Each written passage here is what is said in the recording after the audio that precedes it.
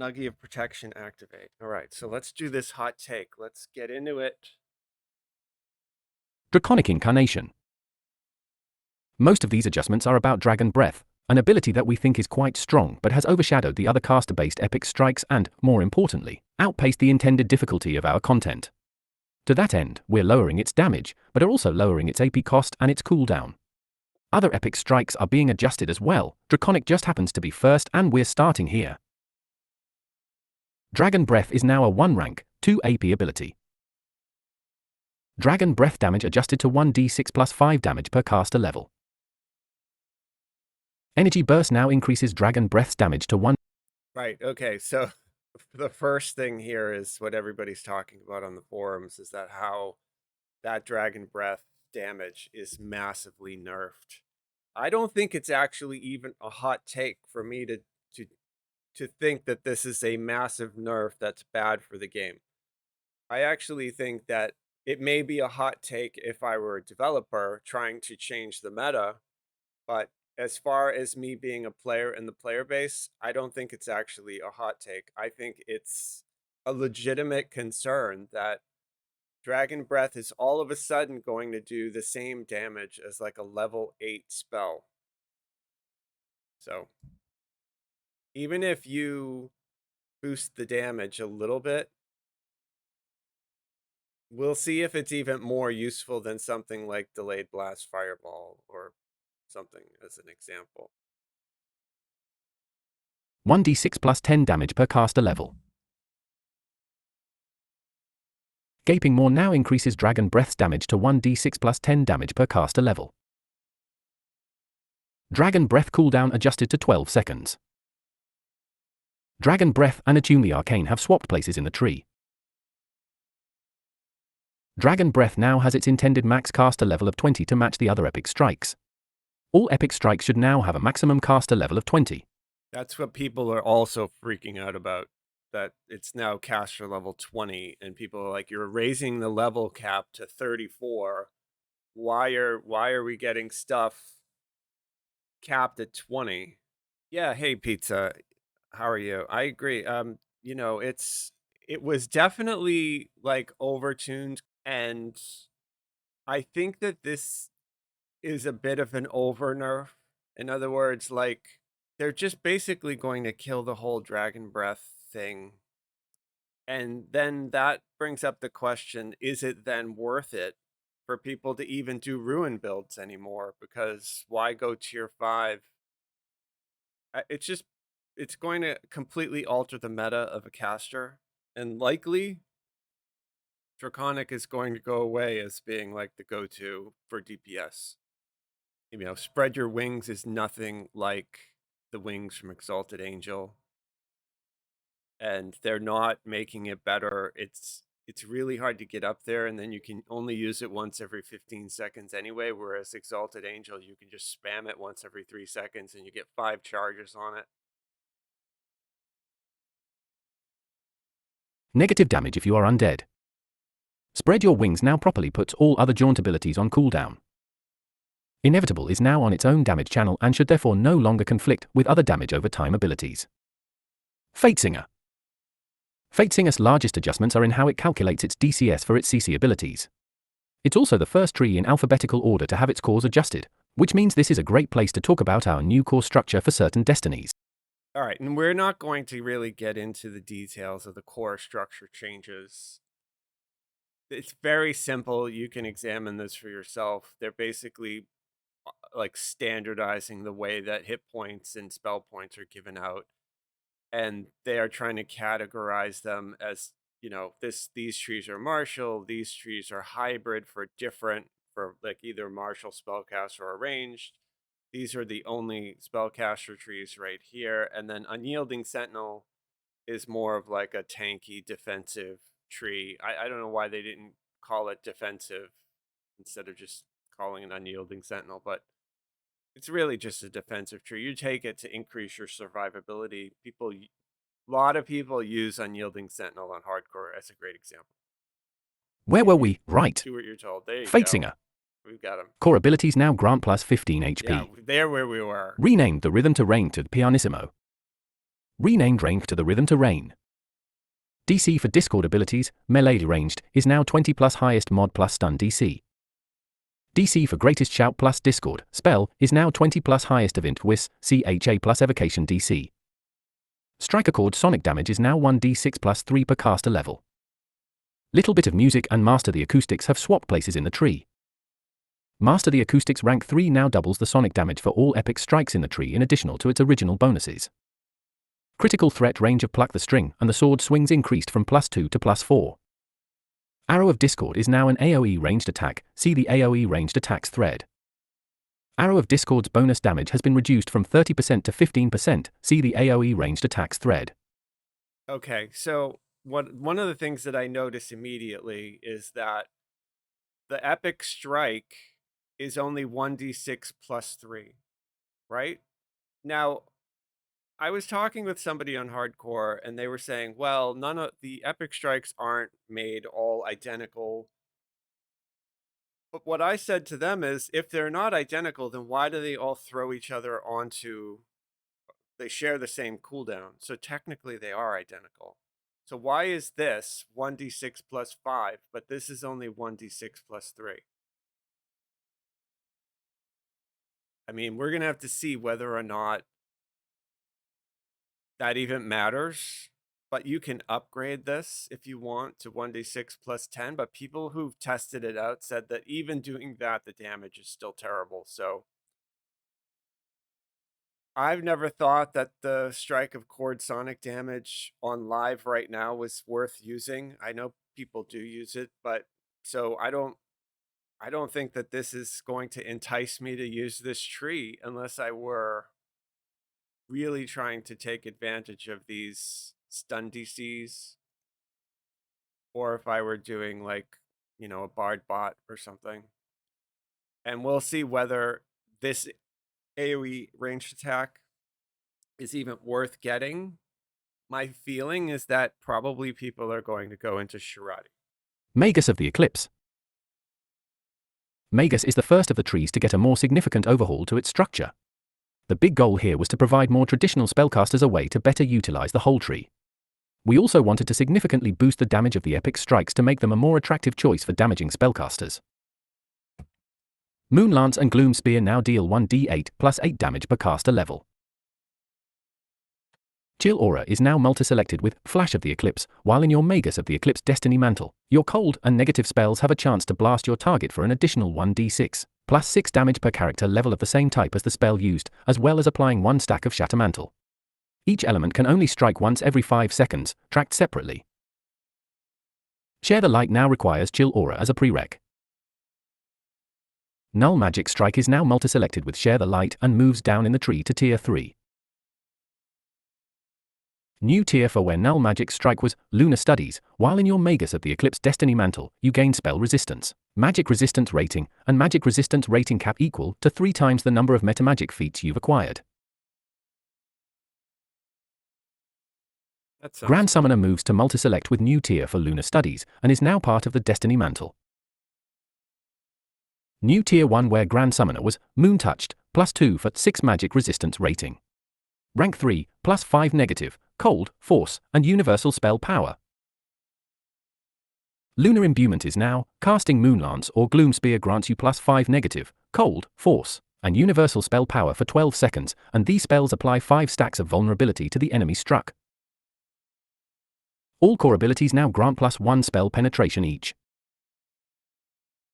Core now grants +3 spell pen, which is still total of 7 across all 4 cores +3 from core 4, but is now spread out a bit and easier to access. Lunar Power is now +10 negative, Cold, Force, and Universal Spell Power. Your Moonlance and Gloom Spear spells now deal 1d12 +16 damage to enemies with 0 or less spell resistance. AP costs of several abilities have been adjusted to try to get this tree closer to the goal of 60-ish AP for all abilities, like other Destiny trees.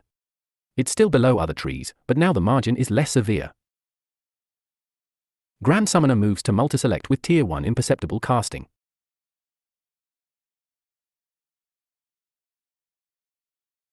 Improved Arcane Pulse is now named Unholy Pulse and grants +15 NEG amp in addition to its existing effects. All right, so you can see like a lot of stuff has changed in this tree.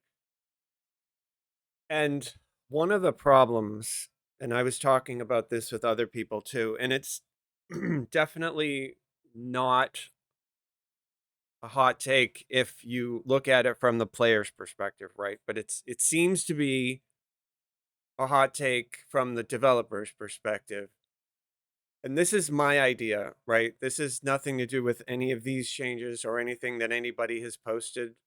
But I think that the mantle that you go into as a spellcaster needs to give you the ability to bypass the protection that mobs have. So, because one of the problems with this tree, Magus of the Eclipse, is that not a lot of mobs in DDO take cold damage. Not a lot of mobs take negative energy damage. So if you go into this tree, you have no ability to strip that immunity off of the mob. So if you come across like a group of skeletons, as a great example, your cold damage isn't going to hurt them. Your negative damage is going to hurt them. So now what are you going to do? Basically, the whole thing is useless. And now you have to deal with those skeletons, right? So I think that if they made it so that when you go into the mantle and you select whatever you're going to do, whether it's Fate Singer or Sonic, whether you pick an energy type in Draconic or Magus or all of the other caster trees, that whatever it is that becomes your damage focus, you get the ability to strip the protections off of the mobs that you cast on. Very standard. Sorcerers can do it, druids can do it. Wizards can do it with negative energy to affect undead with their negative energy. So, and it seems like they're really trying to make macro technic viable, and they want people to use it, maybe because it's the new shiny toy, but we'll see why that is Macro right here. technic. This tree got some fun stuff to help it branch out a bit and boost its strike DPS in relation to the others. The cooldowns of the hammer time spells and the damaging epic strikes have swapped places, leaving the sonic and electric epic strikes at 10 seconds and the hammer spells at 15 seconds. Rune Arm Use now allows you to use highest of INTs WISCHA for Rune Arm DCS. The tier for strike upgrade boosts the sonic and electric damage of the strike to 1d6 plus 8. There are a couple of cool things, although I don't remember the epic strike being that good, but I do really remember liking the hammer spells. I thought that was a really cool thing to use. So I used like the sonic hammer, but the fact that now it's going to have a 15 seconds in combat is a really long time. And then here we see yet another really strange, even though this is a tier 4 upgrade, right? Like this upgrades it to 1d6 plus 8. But why, again, is it not upgrading it like this tier 4 upgrade, which is 1d6 plus 10? I don't understand why they don't keep this stuff. Like, if they want all of this stuff to be, you know, this is their system, right? Like, when I look at this stuff, sometimes I feel like I'm taking crazy pills because they implemented the system of one epic strike, one epic mantle, one epic moment. This is their system. That's what they want. They only want you to worry about 3 things. So if you get to pick one epic strike out of all these different 13 spheres, I believe that they should all be identically coded for like bonuses and time, because if you make one come off on 6 seconds and one come off on 12 seconds, that makes the 6-second inherently better, because in an MMO you can get more damage out faster and you're going to win more, right? My opinion. I mean, again, this is a hot take, right? Like, I don't expect everybody to believe like the same thing I do or to agree with me. I'm just saying, based on my experience playing the game, for me, it's kind of baffling that they're not making this stuff the same. Like, I don't understand why an upgrade boost would just do 8 when the other one is doing 10, and the one we saw previous was doing 3. It's all over the place. It's what it makes me feel like is that they had multiple people developing this and they didn't share notes. So let's take a look at Divine Crusader now. It's not getting a lot of changes, but it's getting a couple. Divine Crusader. Small changes and bug fixes for this tree. Core abilities now grant plus 25 HP. Core for damage now correctly scales with melee ranged power. Yeah, so it sounds like they're just fixing. Exalted Angel. Another tree to receive a larger overhaul. Most of these changes are centered around the mantle and the epic moment. A new mechanical sub-theme within this tree is abilities that boost your armor class and physical and magical resistance rating. Furthermore, we boosted the damage of the epic strike significantly. Holy Fireball damage adjusted to 1d6 plus for fire and 1d6 plus for light damage per caster level. Cooldown adjusted to 10 seconds. Divine Protection is now plus 1, 2, 3 armor class and physical and magical resistance rating. Rank 3, plus 5 fire, light, positive, alignment and universal spell power.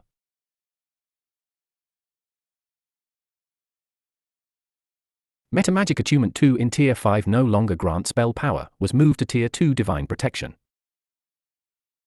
Metamagic Attunement 2 now has proper feat prereqs. Sun Pillar and Flame Pillar now deal 1d8 plus 8 damage per caster level.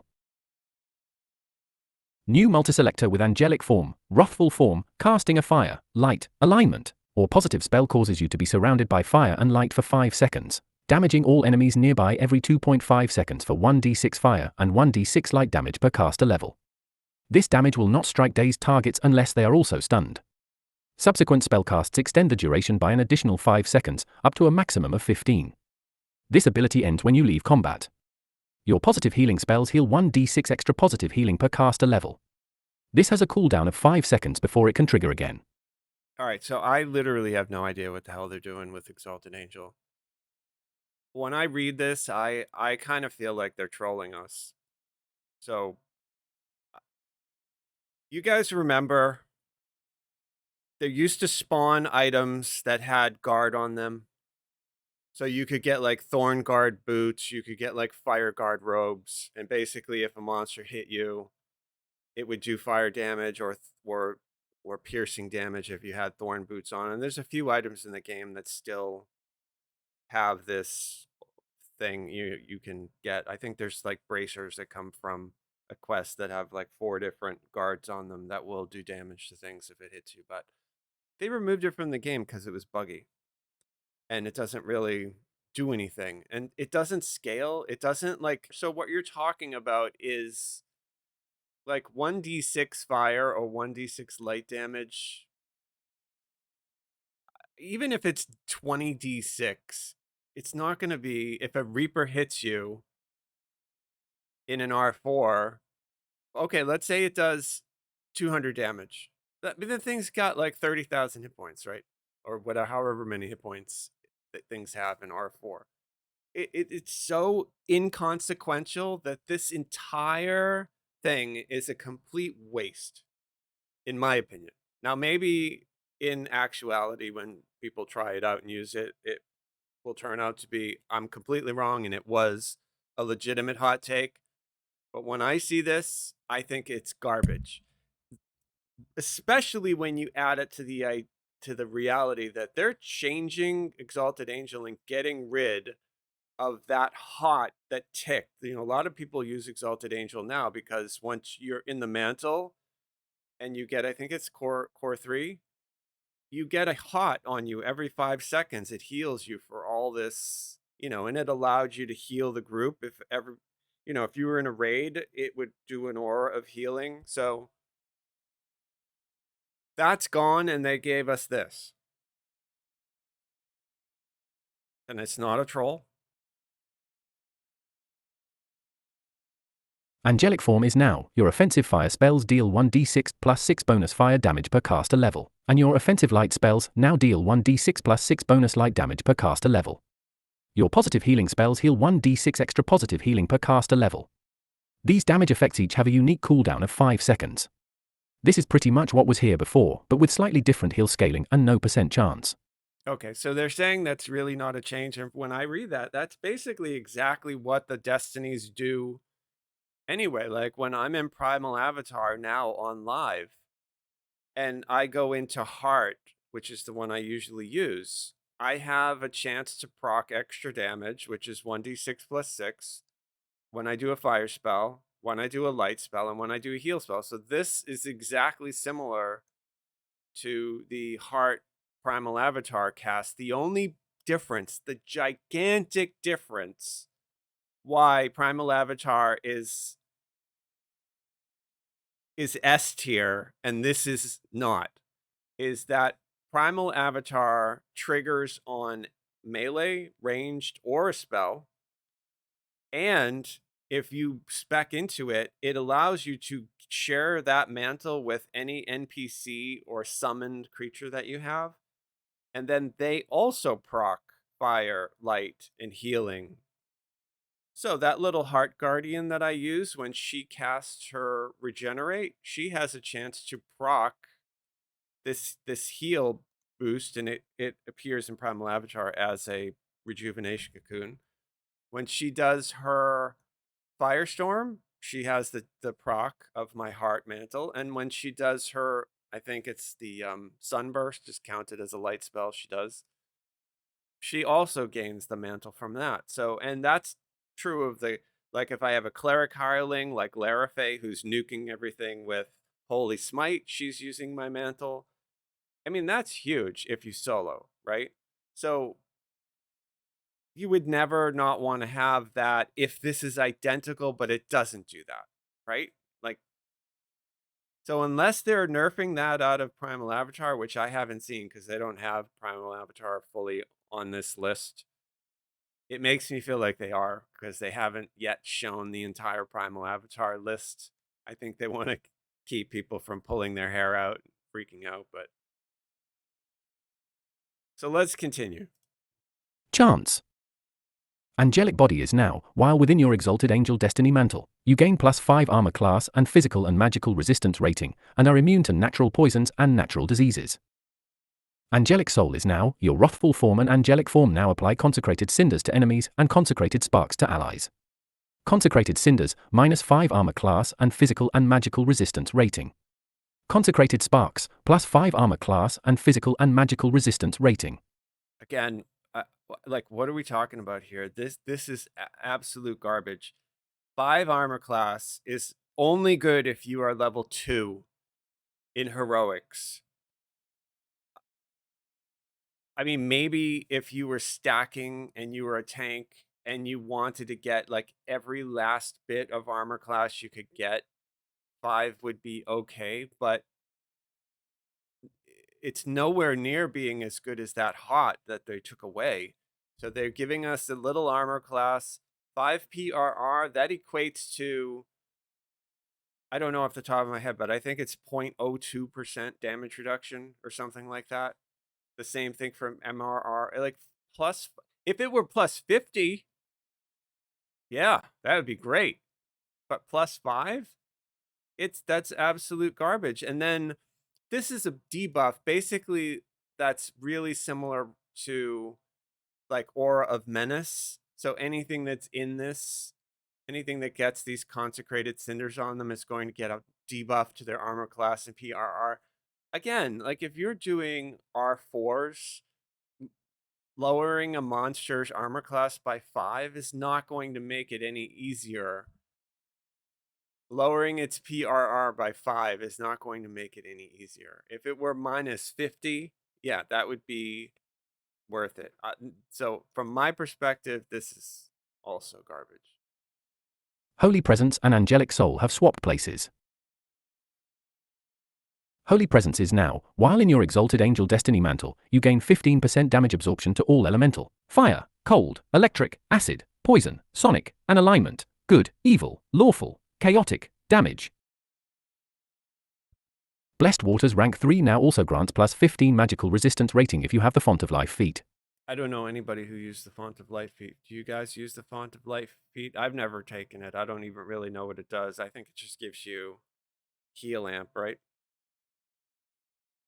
But so that means that probably nobody's ever going to get that extra MRR, right? And then this here, this 15% absorb, that's really similar to Unyielding Sentinel. You know, if you're in the Unyielding Sentinel mantle, you're getting a damage absorb. So can you stack both of them? Because then I could see a tank doing both of these trees in order to make themselves super tanky. But the fact that they turned like the nuking fire and light tree into a tank tree makes no sense to me at all. Like it seems like they killed Draconic and now they're killing Exalted Angel. I might be wrong. Like I said, this is a hot take, but Shadows upon you now also reduces armor class and physical and magical resistance rating by 1 per stack. Ascendance is now Epic Moment. For the next 20 seconds, your single target cure wound spells you cast on any target now instead apply to all allies. These spells cannot crit. For the duration of this ability, Raise Dead and Resurrection also raise your target to full HP like True Resurrection does. Finally, your turn undead can now turn any type of creature regardless of genus, can destroy things it turns, and you gain +3 to each turn undead stat per religious lore feat.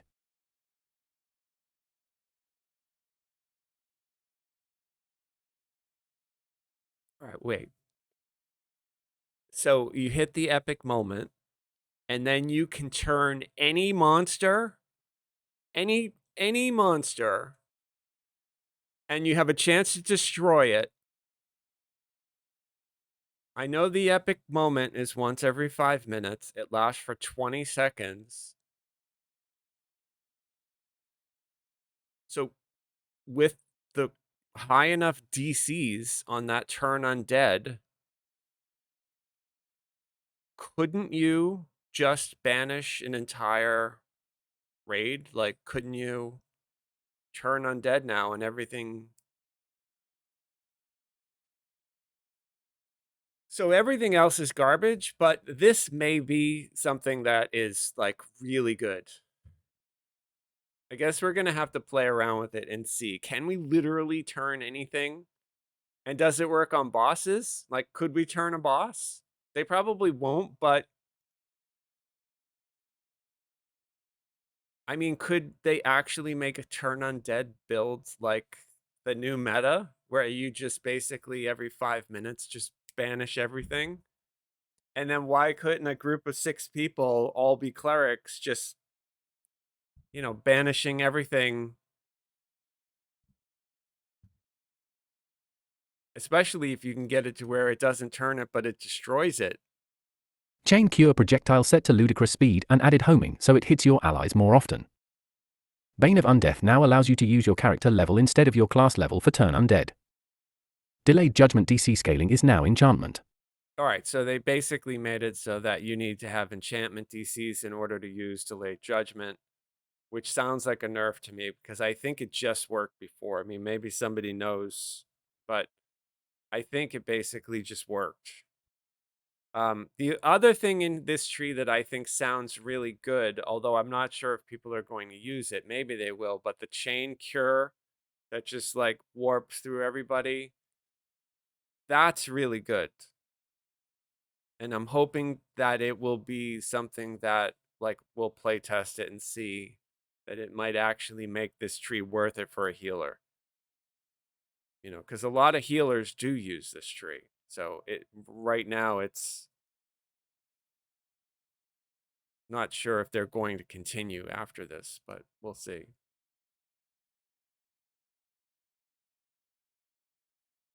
Grandmaster flowers I like a lot. So we'll see if they added anything good in here. Grandmaster of Flowers. Almost all of the adjustments here are centered on the epic strikes. Core abilities now grant +25 HP. Drifting Lotus Epic Strike now deals +10/20 for 30% damage. Orchid Blossom Epic Strike now deals 1d6 +10 damage per caster level. Fixed ranged power scaling on Orchid Blossom. Fixed tainted creature boost on Orchid Blossom. Lower cooldowns of inner focus and wholeness of spirit to be 120, 90 or 60 seconds.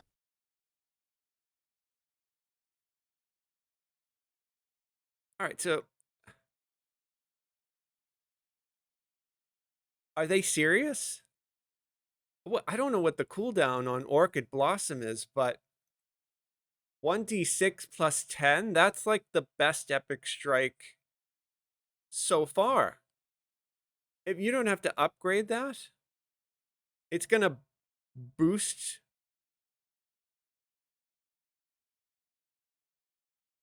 They may have made this the best epic strike in the game. I don't know what the cooldown is on it,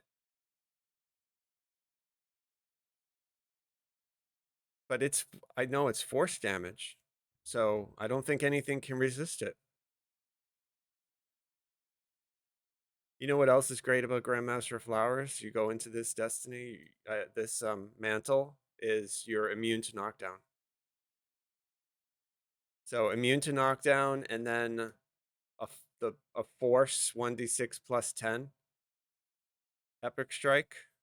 If they have this on anything like 8 or I mean the lowest is 6 seconds, right? So if they have 6, 8, 10, even 12 seconds for this, I still think this might be the best one. I could be wrong. Legendary Dreadnought. Core abilities now grant plus 25 HP. Dire Shot is now an AoE ranged attack. See the AoE ranged attacks thread. Legendary Rally, ranged, is now an AoE ranged attack. See the AoE ranged attacks thread. Legendary Rally, ranged, S bonus damage has been reduced from 50% to 25%. See the AoE ranged attacks thread. The ranged attacks are actually like really good. I like the AoE changes, and I think Dire Shot was really good as a single target. So it may be that, I guess what we're going to see is whether or not people using these ranged attacks, is it going to be best to be in Shirati? I kind of think it still will be, but they're changing pin.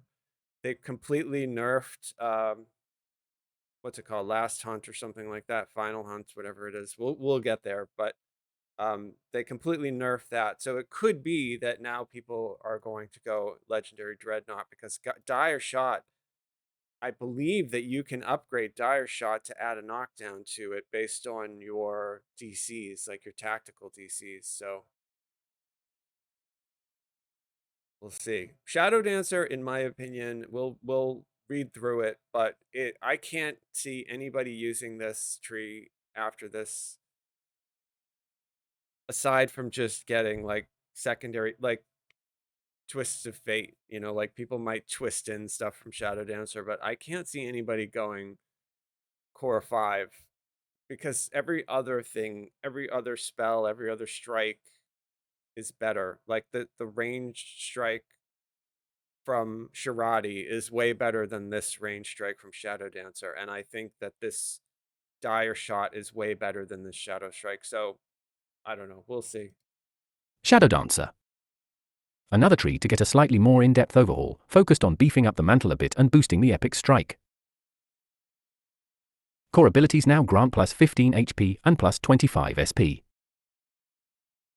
Epic strike becomes a beam like lightning bolt instead of being single target. Cooldown adjusted to 8 seconds.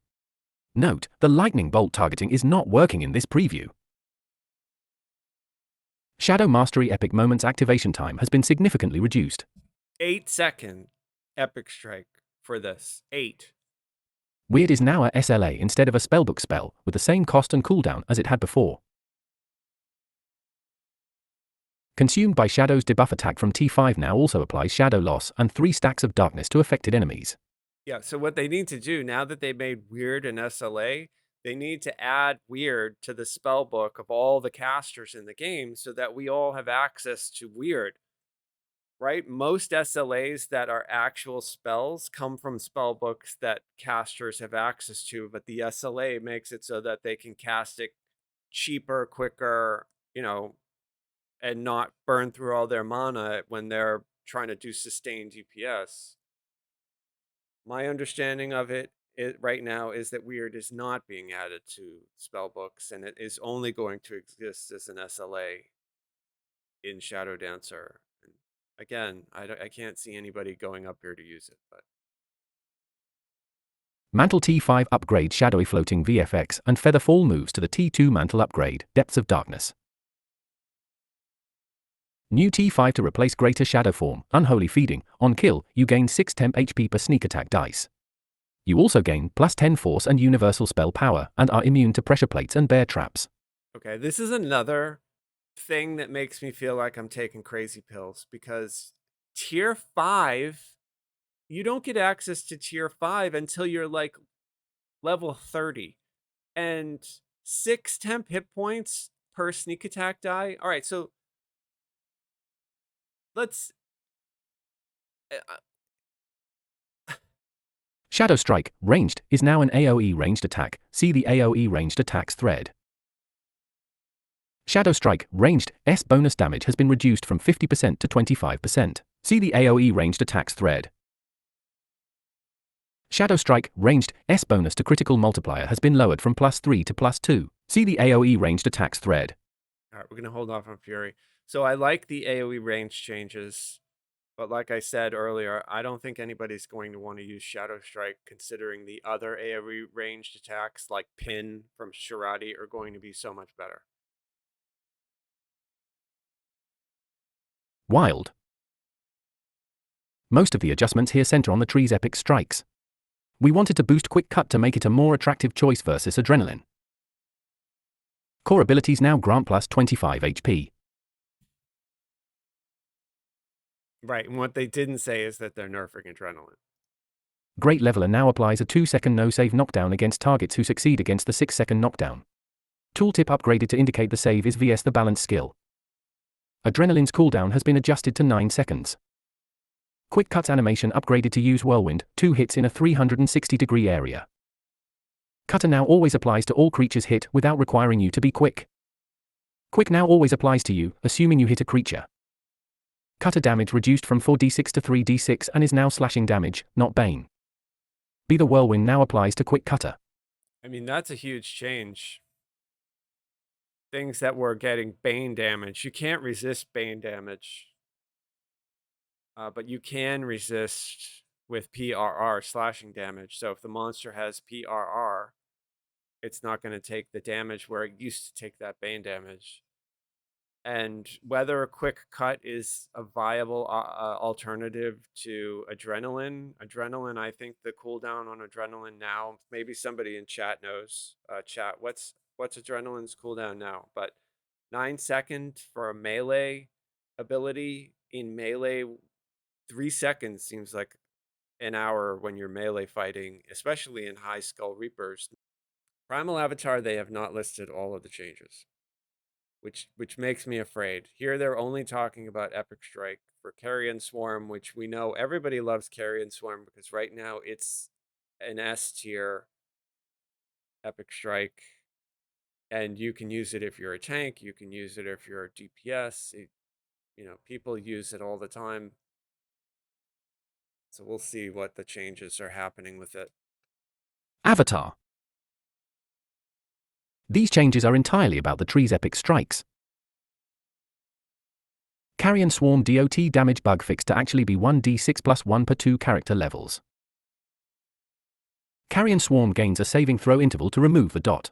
All right, so that's different than all of the other, because so far all of the other were 1d6 plus 3 or plus 6 or plus 8 or plus 10 or plus 12, whatever it is, per character level.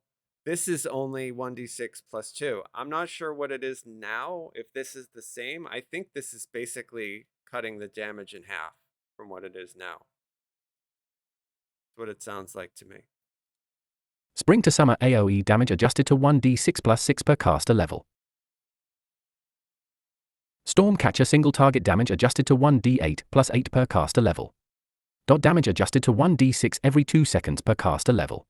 Yeah, I mean, see, those sound normal. So it sounds like Carrion Swarm is getting nerfed to do half the damage of these others, right? This is per caster level, 1d6. This is 1d6 plus 1 per 2. So that's 10d6 plus 10, as opposed to 20d6, right? Like plus whatever 6 times 20 is, 120 or something. Fix bug with Core 3 so that it's stuff you cast and not spells that affect you. Carrion Swarm visual bug fixed so you have a unique channel per originator. Right. Okay. So that core 3 in Primal Avatar, basically, if you do energy resist on yourself, instead of doing like whatever the old point was, it multiplied it by a whole bunch. So then you could get like 650 of all the different element resistances on yourself. But it was proccing no matter who cast that. But now they're making it so that you have to cast it on yourself. I don't know how that's going to work. Does that mean that only you get the buff? And if you have like a bunch of hirelings, they still only get like the old school elemental buff? Like, I thought the whole point to take that core 3 was to give out a buff for everyone. So that's like a bit of a philosophy thing, right, with DDO. And it probably is a hot take. Maybe you guys agree, but I think that buffing friends and having things that you can do to other players in a group is a really good thing for the game. I don't think it should be taken away. I think more of it should be added. It shouldn't just be a bard either that can buff you, right? So, my opinion. Shirati is next, and Shirati is being completely. It's almost as if they just said, let's completely change what this does. So, I'm not sure if this is going to wind up way better or way worse. We'll listen to it. Some of it sounds really good, like really good. Like maybe they're trying to make it so that casters use Shirati again. But then again, maybe I'm incorrect. We'll see. Shiradi Champion. For this tree, a lot's going on. You are probably going to have to check this one out in the game as the abilities have been shuffled considerably. Core abilities now grant plus 15 HP, plus 25 SP. Feywild Attunement's base attack bonus now works regardless of weapon type. Fey Lights now deals 1d6 plus 3 force damage per caster level, scaling with 4 spell power. Selecting an element with your mantle stay ability will change this damage to match that type. Core 4 is now, you gain plus 1 saved VS spells, with an additional plus 1 for every favored enemy feat you've acquired. Plus 1 maximum many shot charge. All right, so we're not going to talk about the many shot thing because that is all getting wrapped into the AoE ranged. But this Phalite, the 1d6 plus 3 force per caster level. So that's kind of low. But they're saying that selecting an element in your mantle stay. So they're talking about like you can select light when you do double rainbow. You can do light damage, right? If you can select fire damage, I think. I usually take light damage, right? So I don't know what the other ones are, but so that means that Phalites will be like a 1d6 plus 3 light damage per caster level. And if you can get a proc on all of your spell casts for extra light damage, and if that procs on a warlock's aura or eldritch blasts, I mean, that seems to be like, why wouldn't you use that? That would be great. So we'll have to see where this one winds up. Pin is now AoE ranged attack, make a ranged attack that shatters on impact, hitting all enemies in a small area around where it lands. If a moving enemy is affected, they are slowed for 12 seconds. 15-second cooldown. Otto's Whistler's immobilize and dance effects when upgrading Pin have been reduced to a 6-second duration, though still with no saving throw, as Pin's ability to lock down groups is now significantly stronger. All right, so Pin is now the new epic strike of Shirati, and the cooldown on it is 15 seconds. Again, that is a long long time. Like real, like considering carrion swarm is up every 6 seconds, right? 15 seconds. Yeah, okay, great. It's a super strong AoE that might CC for 6 seconds with no save that you can do every 15 seconds. But 15 seconds is forever. Fey Form Mantle upgrade is now Cruelty of the Hunt. You deal plus 10% damage against the helpless. Track now works on harmful spellcasts and reduces saves by 1 stack. New enemy of my own multi-selector, Fey Form. You gain Doctor 10 Cold Iron, plus 5 force and universal spell power, and your main hand weapon becomes an implement. New Whirling Wrists multi-selector, Flickering Fingers, plus 1, 2, 3 imbue dice. Now, see, I think that's great. Just from my perspective, for my build as a warlock, I use imbue dice. Like imbue dice are added into my damage for my eldritch attacks. So like that's really good for me, but will that actually be good for somebody? Because I don't know what the other whirling wrist, I think isn't whirling wrist, doesn't it give you like a throw speed increase? So if it's like if you are ranged, okay, or a thrower, then you take the speed. But if you're a caster, you take the imbue dice because that would help somebody doing Eldritch Knight. That would help somebody doing the new dragon. The dragon archetype uses a lot of imbue dice. So, and then like a warlock or another imbue build. So we'll have to see. Maybe this actually would be good. And then the next one, we haven't read it yet, but every build benefits from incorporeality, if it's stacking incorporeality. That's very good.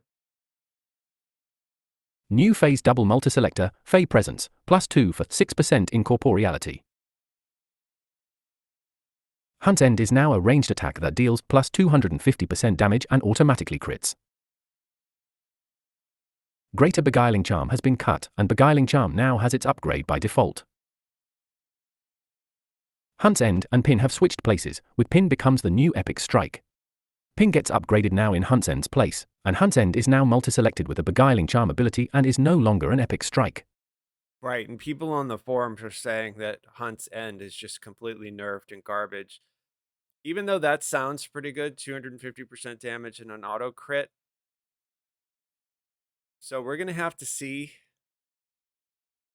But from my perspective as a caster, I won't use that. And Beguiling Charm has always been garbage. Like it's sort of like Shirati's version of Color Spray, but it never worked like as good as Color Spray. So I can't, unless they change the way that it functions, ever imagine using Beguiling Charm. I mean, we're going to have to see, really. But it does say that here, the tier 4 for Beguiling gives you minus threat. So maybe that is good because any source of threat reduction is really good for a DPS. Beguiling Charm and the space where Greater Beguiling Charm was move up a tier, to tier 3 and 4, an enemy of my own goes down to tier 2. New tier for where Greater Beguile would have been, Countenance of Queens, minus 15% threat from all sources. The second strike upgrade for Pin is Overwhelming Force. Pin now applies 10 stacks of track to enemies struck. The first strike upgrade in tier 3 is Otto's Whistler, which moved in from its previous location in tier 4. Pin is now an AoE ranged attack. Otto's Whistler's immobilize and dance effects when upgrading Pin have been reduced to a 6-second duration, though still with no saving throw, as Pin's ability to lock down groups is now significantly stronger. Right, or so they're saying, right? I mean, we'll see. It sounds great. Like just reading this, that sounds great. You guys know if you watch any of my stuff, like I love CC. I think it's great to be able to lock mobs down. You can solo easier with good CC. You bring a lot more to a group if you have good CC. So, I mean, it's a really, like, it's a game changer if you can CC stuff. So, if all of a sudden now everybody playing Inquisitive and Horizon Walker can CC, and I mean, that seems like it would be pretty great for the game. And things may actually, even though we're getting nerfed, a lot of this is getting nerfed. Overall, it might be a W for DDO because it may get even easier to do like difficult content for, especially for first life tunes, right? And this is something that, you know, needs to be said. The game is in a really good spot right now for first life tunes. Yeah, it's great if you're a triple completionist, but you certainly don't need to be a triple completionist to play and do mid to high skull reapers. You're not going to do as well in like R8 on a first life tune as a triple completionist, but you aren't going to get obliterated like you used to.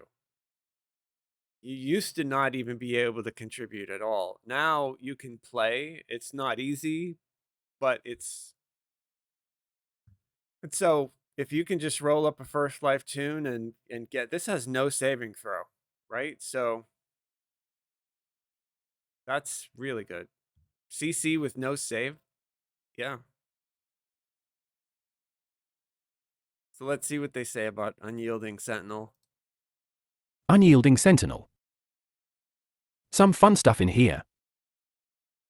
Celestial Mandate damage increased to 75% and it now has a plus 30 to hit bonus. Throw the Boom is a separate ability, sharing a cooldown with Knight's Challenge.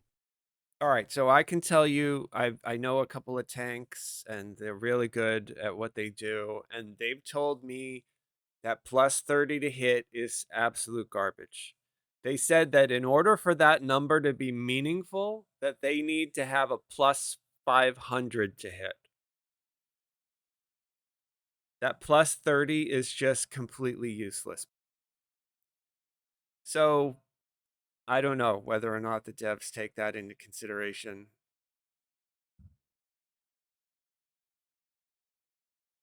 So that's it for the changes